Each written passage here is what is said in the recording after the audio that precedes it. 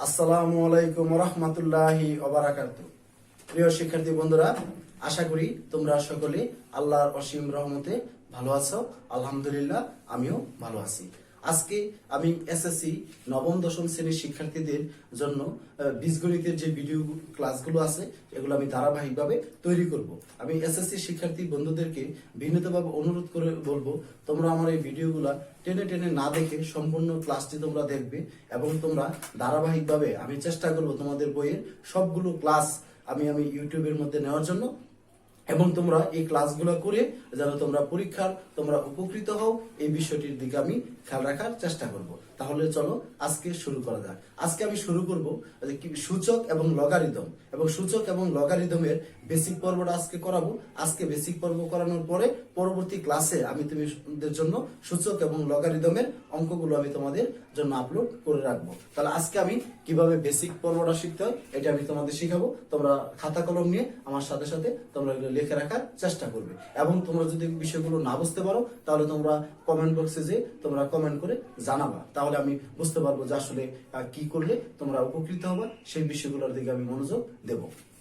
যেমন প্রথমত আজকে আমরা সূচকের সূত্রাবলী নিয়ে যদি আমরা আলোচনা করি, তাহলে প্রথমত আমরা যে বিষয়টি বলবো সেই বিষয়টি হলো আমাদের প্রথমত আমরা এক নাম্বার সূত্র যদি আমরা আলোচনা করি, যেমন ধরো x এর পাওয়ার m লিখলাম গুণন x এর পাওয়ার n লিখলাম। তো একটা বিষয় আমাদের মনে রাখতে হবে, যখন বেস একই জিনিস হবে তখন আমরা গুণের ক্ষেত্রে পাওয়ার যোগ করব। বেস একই জিনিস হলে গুণের ক্ষেত্রে পাওয়ার যোগ করব। যেমন দেখো এখানে x এর পাওয়ার m, x এর পাওয়ার n, তাহলে এই x টাকে আমরা বেস বলতেছি, এই x টাকে বেস বলতেছি। তাহলে দুইটা বেস আমাদের একই, আর পাওয়ার m আর একটা n, দুইটা পাওয়ার ভিন্ন। তাহলে আমরা এখানে লিখতে পারবো x এর পাওয়ার m প্লাস n। কি বলেছি বিষয়টি, যে বেস যদি একই জিনিস হয় তাহলে আমরা গুণের ক্ষেত্রে পাওয়ার আমরা যোগ করব। যেমন দেখো আমরা যদি একটি উদাহরণের মাধ্যমে এটি বোঝানোর চেষ্টা করি, ধরো x এর পাওয়ার 2 আবার x এর পাওয়ার আমি 3 লিখলাম, তাহলে দুইটা বেস কি একই, এখানে এটাও x এটাও x, তাহলে দুইটির পরিবর্তে আমরা যদি একটি লিখি তাহলে 2 যোগ 3 তাহলে 2 প্লাস 3, তাহলে আমরা লিখতে পারবো x এর পাওয়ার 5। এই কথাটি আমি তোমাদের বলেছি যে বেস যদি একই হয় তাহলে আমরা গুণের ক্ষেত্রে পাওয়ার যোগ করব। এরপরে আমরা দ্বিতীয় রুলসটির মধ্যে যদি যাই, এখানে আমরা বলবো বেস একই হলে ভাগের ক্ষেত্রে পাওয়ার বিয়োগ হবে। গুণের ক্ষেত্রে যদি পাওয়ার যোগ হইতে পারে তাহলে ভাগের ক্ষেত্রে পাওয়ারটি বিয়োগ হবে। যেমন ধরো এখানে x এর পাওয়ার m বাই x এর পাওয়ার n, এখানে আমরা লিখতে পারবো x এর পাওয়ার m মাইনাস n, কারণ এই দুইটি বেসের পরিবর্তে আমরা একটি লিখলাম, লিখে আমরা m মাইনাস n আমরা লিখে ফেললাম এখানে। এই বিষয়টি যদি আমরা একটা উদাহরণের মাধ্যমে যাই, ধরো x এর পাওয়ার 5 লিখলাম আবার x এর পাওয়ার আমি 3 লিখলাম, তাহলে এখানে একটি বিষয় মনে রাখতে হবে, এই দুইটি x যেহেতু এক, তাহলে দুইটির পরিবর্তে আমরা একটি লিখে আমরা লিখবো 5 মাইনাস 3, তাহলে x এর পাওয়ার চলে আসলো আমাদের এখানে 2।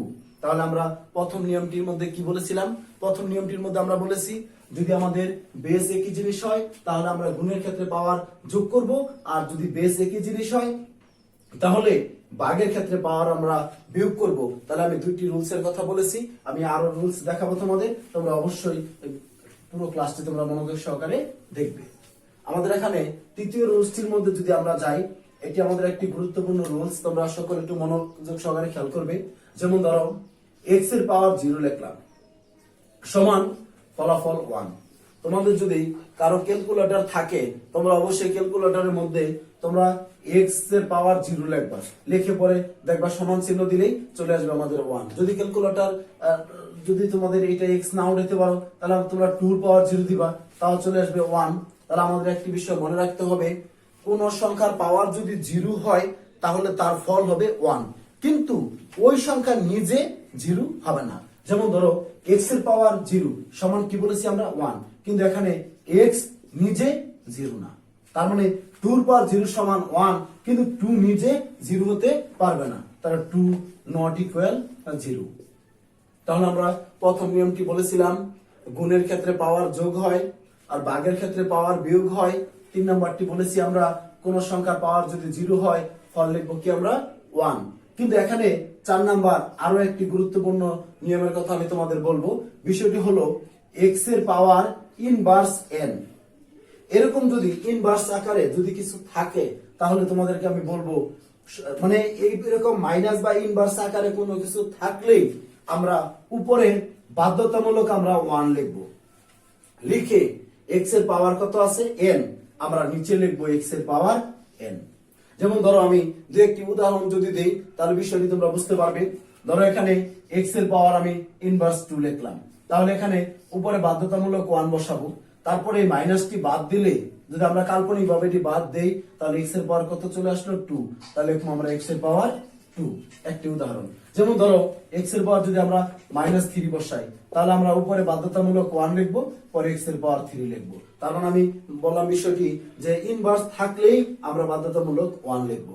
এখন যদি আমরা 5 নাম্বার আরেকটি রুলস এর মধ্যে যদি যাই, যেমন ধরো ab whole to the power m, এরকম ব্রেকেট দিয়ে যদি দুই বা ততোধিক গুণফলের পাওয়ার যদি একটা থাকে তাহলে বলো তো এখানে আমরা বিটা হাইড করলে এই যে m যে পাওয়ারটা এটি কার কার উপরে আছে? আমরা এখানে দেখতে পাচ্ছি যে পাওয়ারটি একবার এর উপরে আছে আবার বির উপরে আছে। তার মানে এরকম গুণফলের পাওয়ার যদি একটি থাকে তাহলে এটিকে আমরা ভেঙে লিখতে পারবো যে এর পাওয়ার m গুণন বির পাওয়ার m। যেমন ধরো এখানে যদি লিখি 2 গুণন 3, তারপর যদি আমরা লিখি যে এখানে n লিখি তাহলে একবার 2 এর পাওয়ার n গুণন হলো 3 এর পাওয়ার n, এইভাবে আমরা ভেঙে লিখতে পারবো। তাহলে আমরা 5টি রুলস আমরা বলেছি, আর আমাদের কয়েকটি রুলস আছে এটি বলেই আমরা আজকের টিউটোরিয়াল শেষ করব। যেমন ধরো এখানে আমি 6 নাম্বার রুলস যদি তোমাদের জন্য বলি, ধরো এখানে একটি সংখ্যার পাওয়ার m তার উপরে আরেকটি পাওয়ার n। আমাদের মনে রাখতে হবে একটি সংখ্যার পাওয়ার আছে তার উপর যদি আমরা আরেকটি পাওয়ার দেখি, যেমন ধরো একটি সংখ্যার পাওয়ার m তার উপর আমরা আরেকটি পাওয়ার পেয়ে গেলাম, তাহলে এই দুইটি পাওয়ারের পরে গুণ হবে, এর পাওয়ার m গুণন n, তার মানে এর পাওয়ার